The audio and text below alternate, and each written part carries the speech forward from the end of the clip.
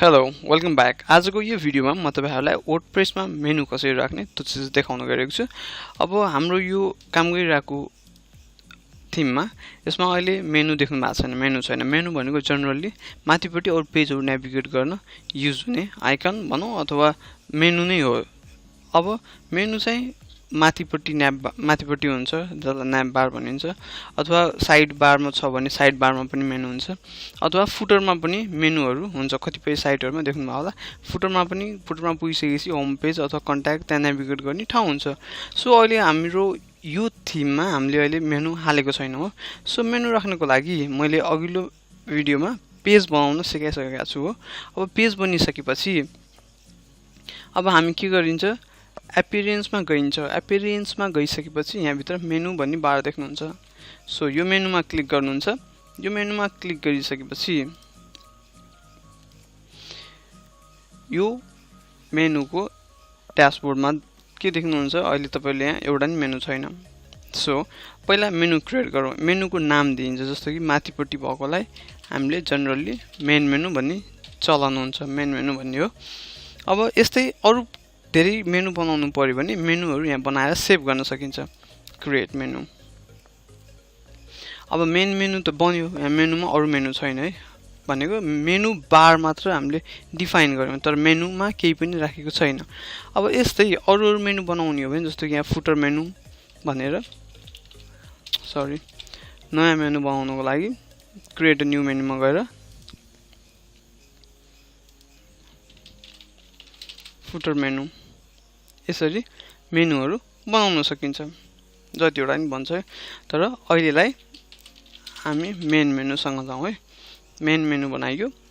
अब main menu what the hell, अब हेर्नु यहाँ चाहिँ हामीले बनाएको मेनुहरु यहाँ सेभ भएको हुन्छ। अब मेनु चेन्ज गर्नु पर्यो भने हामी मेन मेनुमा गयौं, मेन मेनु सिलेक्ट गरियो। अब मेन मेनुमा केही पनि छैन। अब मेन मेनुमा के राख्ने भन्ने चीज यतापट्टि डिफाइन गर्न मिल्छ। जस्तो कि कुनै पोस्टहरुलाई मेनु नै राख्ने हो भने पोस्ट सिलेक्ट गर्न मिल्यो हैन, अथवा क्याटेगोरी वाइज मेनु गर्ने हो भने क्याटेगोरी चुज गर्न मिल्यो। अथवा कस्तो हुन्छ भन्दा कतै डेमो देखाउनु पर्यो भने डेमोमा चाहिँ सट्ट लाएर ग्यालरी अनि यो युआरएल भएको ठाउँमा चाहिँ ह्यास हालेर छोड्दिनु। यो गर्यो भने यसरी डम्मी मेनुहरु बन्छ। अब ग्यालरी नभइकन अरु चीजहरु पनि कन्ट्याक्ट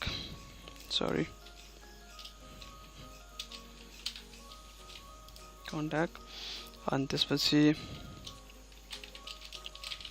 अबाउट यसरी मेनु बन्यो। अब यो मेनु बनिसकेपछि यसलाई सेभ मेनु गरौँ। सेभ मेनु गरेर यता आएर हेर्नु भयो भने यो मेनु देखिदैन, किनभने हामीले मेनु मात्र बनाएको छ, मेनु कहाँ डिस्प्ले हुने भनेर हामीले यसलाई भनेको छैन। सो त्यसको लागि चाहिँ यहाँ के हुन्छ,